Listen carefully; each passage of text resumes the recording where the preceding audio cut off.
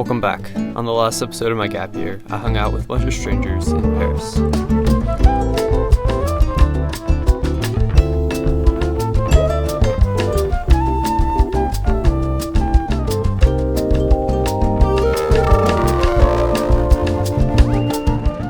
On the last episode, I'd come to Paris expecting that I would eventually live here for a few months, but I ended up leaving with that plan scratched out and a new one to figure out.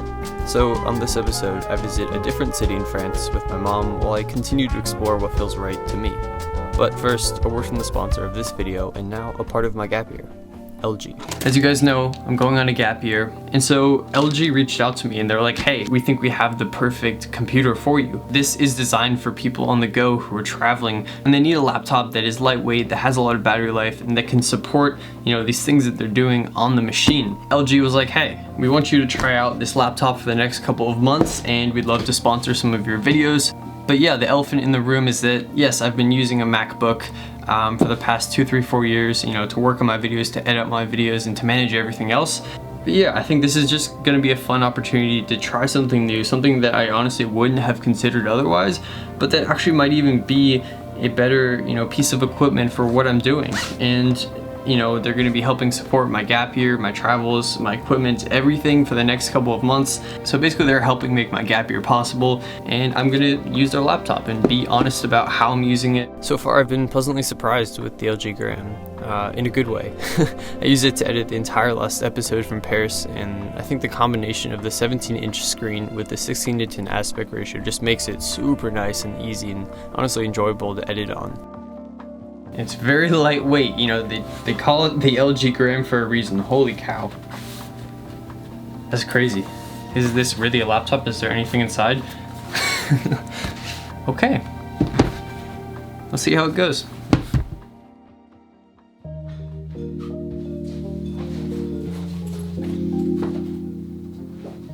So we're leaving to go somewhere. Always worried I'm gonna forget something. Anyway.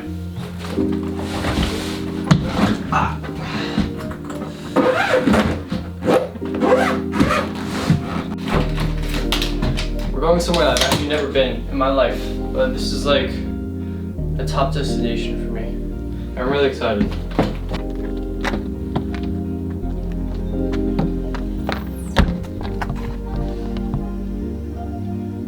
Oh, hi. Ça va? Un tout petit peu s'il vous plaît. Ok. Est-ce que j'ai de la place là? Parce que moi il y a le faux vert, allez-y. Allez-y, ça risque rien pour le mettre. Voilà, là c'est bon, merci. Merci bien. Merci. Bonne journée. We've been driving for about 5 hours now. Liar. Just kidding. It's been like an hour and a half or two. And I'm gonna try to fly the autonomous drone, so it's gonna follow us through this village. And hopefully there are not a lot of people out, and hopefully there's not a lot of cars behind us. There's just one now. It's gonna be sketchy. I'm worried it's gonna crash. But it's legal. It's legal, but I'm worried it's gonna crash. So, why? because it's flying itself. I have no control over it. It literally is an autonomous drone. So. Look at what I'm eating. Wish me luck. What are you Je eating? mange un nougat. What? Yeah, it's nougat. Ah ouais, je l'ai acheté hier. What? It's good. It's gonna be good. You want some? Let's put it. Alright, I'm gonna fly the drone.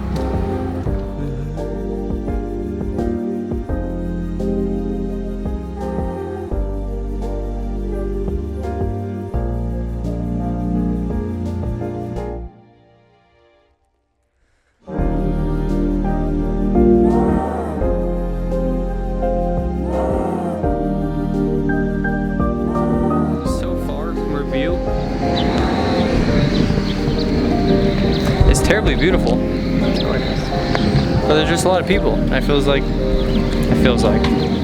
that takes away from the beauty.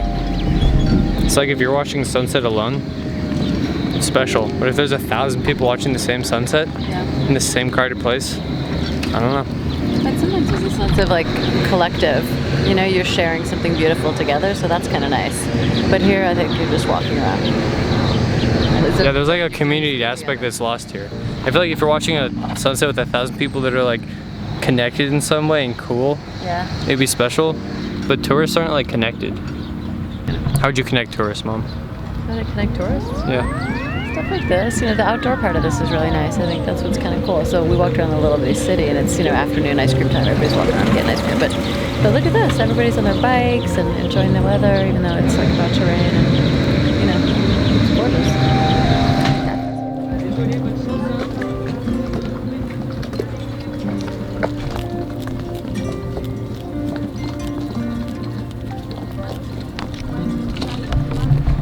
Doesn't really seem to care about us. Just eating. Do they attack like geese? I don't know anything about them except that they're like pretty.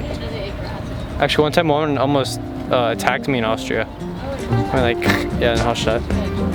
What's up? Eggs are so pretty. Oh, look at the dog.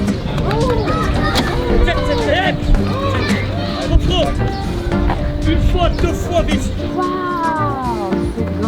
It's a carp. You hold this, I'm gonna jump in and get it. No, you and it. Oh my god, it's so big. Wow. Rainbow.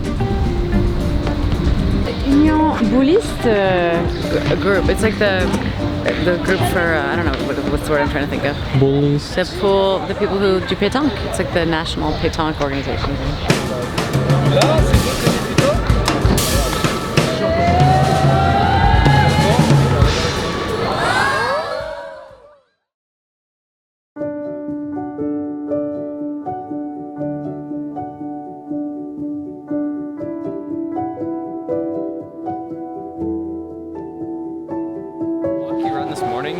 It's such a beautiful sunrise, and look at this park I'm in right now. Literally no one is here. Not a single person is in this park right now, which is really surprising. I think cities like New York and Paris are very exciting and very interesting places to live in, but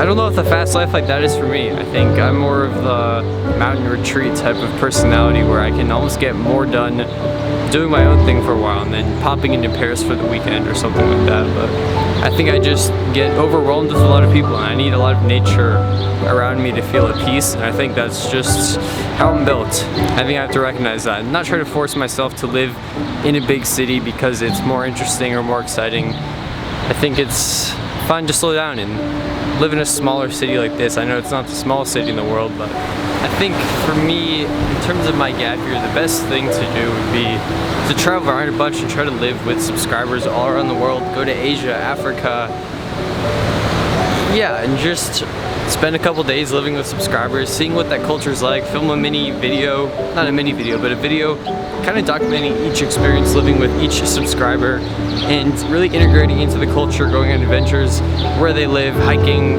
biking, whatever it is, eating the local meals, hanging out, meeting their friends and family, and just kind of getting a taste for cultures instead of just kind of being a tourist and walking around and saying, oh, it's pretty. I want to be in someone's home and get to know what it's actually like to live in a place like this.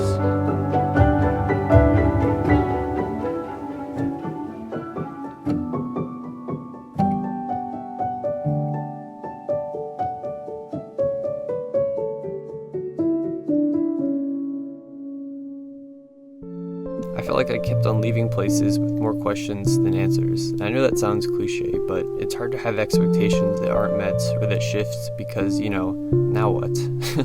Paris didn't feel quite right, but neither did Annecy. I still want to live in France during my gap year, but it's starting to feel a bit more complicated than I wanted it to. And I can't tell if I'm being picky or if my gut is trying to tell me something, or maybe it's a bit of both. I'm really not sure. But in the next episode, I find a way to clear my mind and to let go of all my expectations about myself, the people around me, and the world. Thank you for watching episode 2 of my gap year.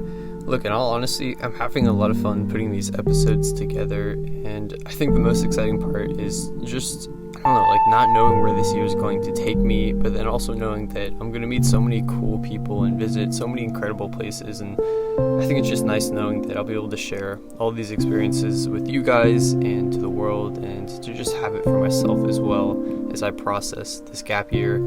So yeah, if you're interested in meeting other like-minded people, you can join Perspectopia, which is the Discord server for our community. The link will be in the description. But yeah, in the meantime, keep staying optimistic, and I'll see you guys soon.